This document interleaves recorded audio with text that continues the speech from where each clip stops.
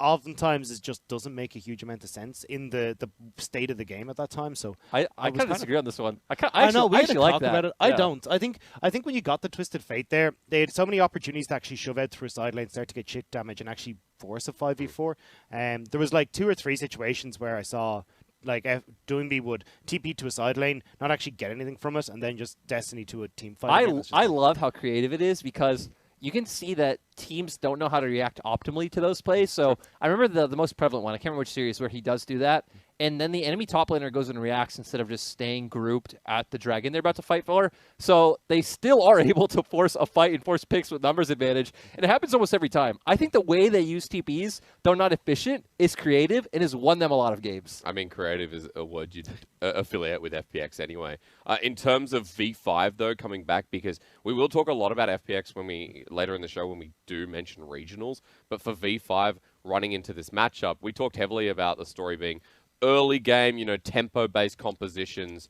We saw some fluctuation. It was either game 3 or 4 where V5 were diversifying their draft quite a lot. Orianna Ezreal game, I think it was game 3, but yeah, they showed both styles. They showed, they could scale. Actually, they kind of didn't, now that I think about it. They picked the champions, but I remember... But they were still very tempo-based. First Rift Herald, yes. They were still fighting with, like, Orianna on last chapter and Ezreal on tier and pickaxe, and they didn't care. And they still out-mechanicked FPX and won. Because the thing is, Rob, we've obviously talked about, like, how FPX played in 2019, how they attacked bot, how they were based on tempo through snowballing, LWX and Crisp, or Doomby and TN roaming bot. We did also talk heavily about the bottom lane for V5 in this series. I thought it would be a very interesting matchup. I wouldn't say I was disappointed with the series overall from excitement, but disappointed by FPX's performance. Impressed that V5 held such a standard against a former world champion. And I think that was one of the big surprises for me was V5, especially as we looked at them as kind of the group of rookies, the group of kind of misfits that were coming in, their ability to perform in that best of 5 against FPX, making the smart calls, although, as we say, kind of fighting a little bit strange. But I think they were able to just... When we got to those team fights with, like, the Lily and stuff like that, I think this is the biggest problem that I have with Lily, is that, like...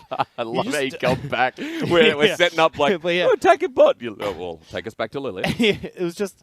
Like, you just don't have an opportunity in those fights to kind of do anything, especially those early stages. You haven't ramped up, you don't have any items, and even trying to get in aggressively into these fights means that you're almost fighting at 4.5 to 5 people. So oftentimes V5 are able to solidify advantages through that, and especially when you look at V5 as a team who will always 5-man for that Rift Herald. They love moving the whole team there. It just felt a little bit strange to me as FPX that you don't kind of draft a composition that can fight nice and easy, especially as you said with the high Callista priority. I wanted to see more of those FPX, like the Rumble mids, the things that could, shut down V5's bottom lane. And Lyric, before we move on to our next round 1 series, do you have anything to add, whether it's stylistically or playstyle wise?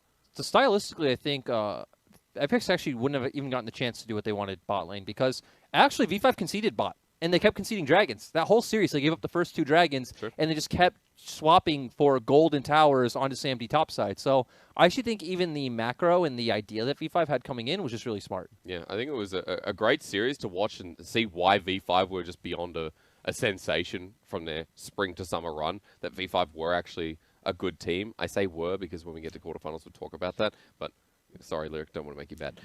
Other round 1, though, LGD WE, if we're cool to move on, because LGD and WE were a series that, when watching, I thought, this could go either way, but it could be, either very slow or things could really progress forward. LGD are a team that we know we've talked about team fighting quite a lot. WE team, we've talked a lot about Teachimar and how he progresses through mid. What were your initial thoughts? Jordan, we'll start with you, if that's okay. Honestly, went exactly how I expected. I expected WE just to get crushed. We even saw during the regular split, like, LGD knew how to play against WE, and they did take it a bit slow, but WE also did nothing. We saw Teachimar just get absolutely outclassed that whole series, and it was nice to see, because the biggest difference for me in LGD was they showed us that they do have really beautiful and consistent mid-game macro. They were doing a good job of juggling the silent turrets, getting chip damage, getting vision down, setting up picks, trying to bait out the Baron. And that was one of LGD's biggest issues, in my opinion, throughout the whole split, was they were never consistent at doing that, Yep. and they did just have to rely on waiting for Drake to come up and then hoping the enemy missed position, so then they're willing to go for the engage. Yeah, I think that's the big thing. The result wasn't surprising. The manner in which it was done was surprising to me. Was just how confident LGD were with the macro in getting these engages. Even that composition that they ran in game number 1, which was the kind of poke disengage style of composition, I did not expect at all from LGD, because they do seem like a team that is heavily reliant on Xie and Longxing to find these great engages, and being able to play around a style that was so different from what we've seen out of them previously, I absolutely loved. And then how quickly they were just like, right, we know what to do from here. Let's just snowball this advantage beautifully, not give an opportunity for WE to come back in. And then they were just closing out these games so fast. There's a lot of preparation done. I think props to LGD for handling WE so well, because both of you, there's individual points that you said to me on broadcast. First with Jordan, where you've said to me that WE are that first round playoff team where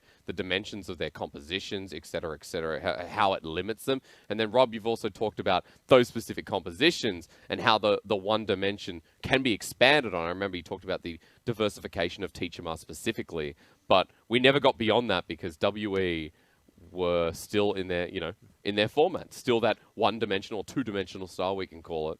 And it's disappointing to see that they stopped there once again and they're knocked out of World's contention when they are a fun team to watch when they get the ball rolling. Definitely. I think that push and roam style mid is really interesting, where they can, even if they swap over to like the Silas and the Oriana, it is still very much about trying to unlock Teachermat and get him to move around the map with Beishang. And I think Beishang as a whole has still looked pretty good. It just, with Xie and how good he's been looking all playoffs long, how good Peanut has been looking all playoffs long as well, it just felt like you never really got an opportunity for Beishang to actually have an impact in this game, because you were already having Xie shut down Teacherman the mid. Peanut was looking so oppressive on picks like the Graves. Yep. It just meant that when we got to mid game, he had nothing to do. I do also feel like, in hindsight, the meta has definitely evolved from where teams that had the push and move mids aren't working. FPX isn't working. W's not working. Even V5 played like that a lot throughout the split. And now we're seeing the opposite because of how the bot lane and jungle meta evolved. Now it's a lot more about having these more either control mage mids or things like the Zoe we're seeing a ton of, right, in playoffs. That where, okay, we're seeing things like the Ashe, the Jhin, the Bards come to mid lane and take pressure with mid, not vice versa. It's not about mid jungle linking up and going, So the reverse. Are you saying it's how we enhance lane dominance in LPL? Is that an easy way of saying it? Yes. Like, for the fact that, again, a lot of our jungle champions got nerfed, a lot of pretty much every AD carries got nerfed, which has brought things like Ashe and Jhin up to the meta. It's like that has changed the pool in mid lane because, right, things like Rumble Graves sounds weird. Like, you're not going to play Rumble with Graves. You're not going to play Rumble with, what else is meta? What am I missing? Rumble with Volibear, Rumble with Set. It's just not a strong 2v2 that works out in these early skirmishes. It's not like a Jarvan. So I think that's really changed to how we're going back to things like the Zoe. You can even see globally a lot of Azir's coming back into the meta, and it looks like it's kind of like seeping in with players like Rookie picking up the Oriana. Once again, not a champion that wants to push and move out of lane.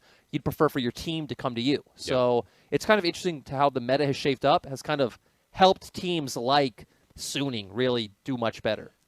And I think as well, that's kind of why we're seeing teams that can have a support that roams a lot more and work out a lot better. So like WE, we saw Missing trying to move out a little bit, but certainly like Mark, at least the early stages for LGD, in the games that he played was getting out super early, moving mid with this Leona. Like you'd see him level 4, level 3 mid lane, and then actually getting picks, getting kills, and grouping up with Peanut. So I think that kind of like just bouncing off your point is what makes the big difference here for LGD, is especially if they just go Kramer Ezreal. And then it's like, cool, we're just going to leave Kramer bot. This is the guy that we just want to leave the farm up anyway. He'll be sitting off in this every single time LGD play, it is pretty much just about how do we get as much gold as possible onto Kramer. It's like, okay, we're going to make a play, bot side of the map. He is like 70% first Terra participation, like the highest in the whole team. They'll set him up with turret plates and first turret gold.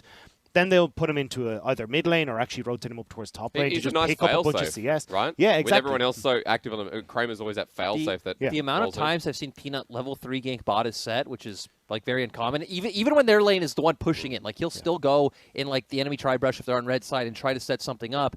It's just insane. Like it just shows how much they are playing to set up Kramer. And how well Peanut is playing as well, as a side note, especially against WE. Before we go into the quarterfinals, is there anything you want to touch on for LGD WE? Because round 1, again, pretty much as expected if you were looking at recency for teams like V5 versus FPX. And if you looked at LGD WE throughout the end of the split as well. I just want to say this is a highlight reel for Xie. Like, even in the games that they lost, Xie